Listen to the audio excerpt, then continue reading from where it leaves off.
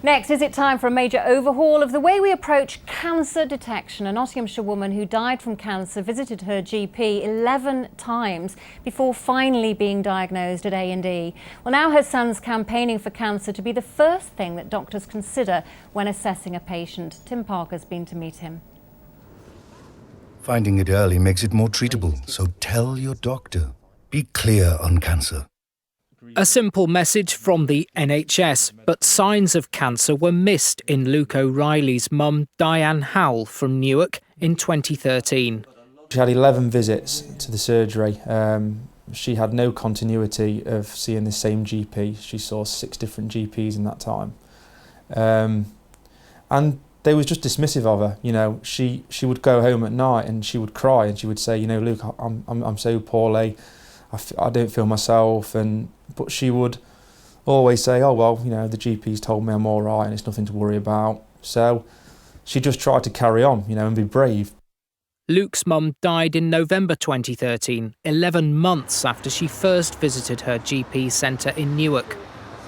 The Lombard Medical Centre have given us a statement. It says the GPs at this practice adhere to the current national guidelines for cancer referral, and a full and exhaustive investigation has been carried out into this case, firstly by the practice and then by the Parliamentary and Health Service Ombudsman. Now, the statement goes on to say the Ombudsman's report did not identify any action that the practice could or should have taken that would have altered the very sad outcome. Throughout the whole process, I've had a lot of emails and letters from people sort of nationwide really who have suffered in the same circumstances as what I did, or their mother or brother or sister or a relative have been through what my mother went through. One of the letters recommended that he contacted his local MP. Robert Jenrick raised the case in the House of Commons. Would my right honourable friend agree to review this very tragic case and also to back Luke's campaign that cancer be ruled out first and not last, and increase referral rates at our GPs? I've never had any dealings with any political members, never approached anyone like that before, so I wasn't very optimistic. I had my doubts, but I actually contacted him on Twitter, and he said, I think you're completely in the right, and I think what happened to your mother was a travesty. You know, it wasn't right. And it's not just Robert Jenrick who's concerned about how cancer is diagnosed. The Nottingham North MP Graham Allen has launched a campaign for better screening and detection of lung cancer.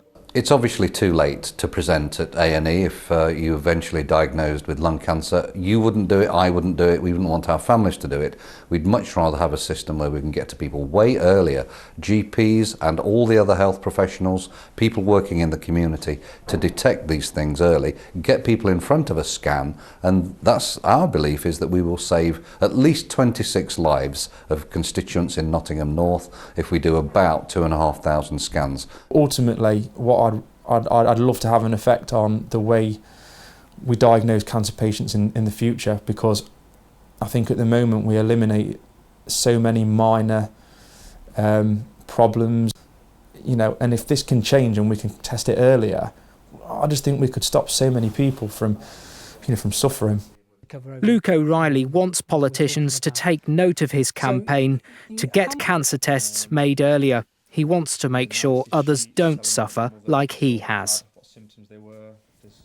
Well, we're joined now by Dr Avi Bhatia, who's a GP in Long Eaton and chair of the Erewash Clinical Commissioning Group. And Dr Bhatia, we know that Luke's mum had pancreatic cancer in this case, which I believe is the hardest cancer to detect and often treat. So why don't doctors consider cancer first when they are diagnosing a patient? Or maybe they do and we're just not aware of it? I think most doctors do. They will consider it when diagnosing a patient. When you're given specific symptoms and signs, you will always sort of be thinking of it. There are very specific sort of symptoms, signs that a patient will have that will point you towards a cancer. We call them specifically red flag signs. And there are specific criteria that we have as GPs, as clinicians. 11 times to go backwards and forwards to a doctor and not to spot those red flags, as you call them. I think so, yeah, and I think this is a very tragic case, and I think it's a good idea that this is brought up and is aiding a discussion on it, it's difficult to comment on whether any of those red flag symptoms were exhibited at any time. They might not have been present. It might not have been present. It's difficult also when there's not a degree of continuity Right.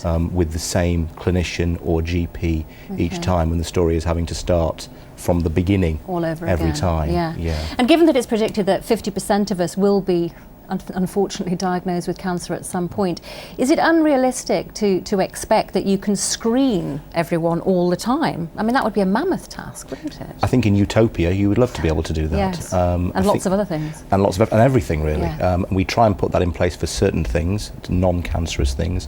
There's a cervical screening program, there's a breast screening program, there was what we call a fecal occult blood screening program for bowel cancer. Yeah. I think what we have to look at is spotting the signs which are the red flags early, being able to then get access to those diagnostics that we need early in terms of referrals, or even GPs being able to access certain diagnostics rather than having to go up to the hospital for them. Okay, well, as we saw in Tim's report there, Robert, you raised this case in Parliament. What reaction have you had to your request that cancer should be top of the list when it comes to diagnosing patients? Well, as I say, I raised it in the House of Commons because it was such a tragic case, and as you've just seen, Luke is an extremely impressive young man who's fought this campaign in a very intelligent way. Clearly very happy that you got involved as well, from what you told us. Well, it's the least that any MP could or would do.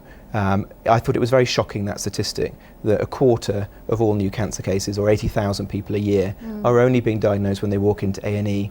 Now, much of that isn't down to GPs not spotting people. It's also people not spotting the symptoms themselves, or not going to a GP when they have persistent symptoms, or perhaps being too scared to go to the GP and only seeking advice at A&E when it gets worse.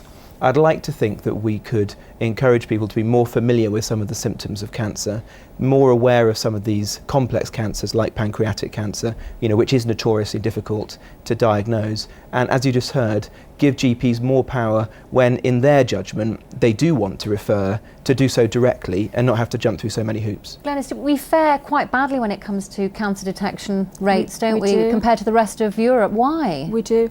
Well, I mean, if you're waiting over 6 weeks to have your test, to have tests done for cancer, that's not acceptable.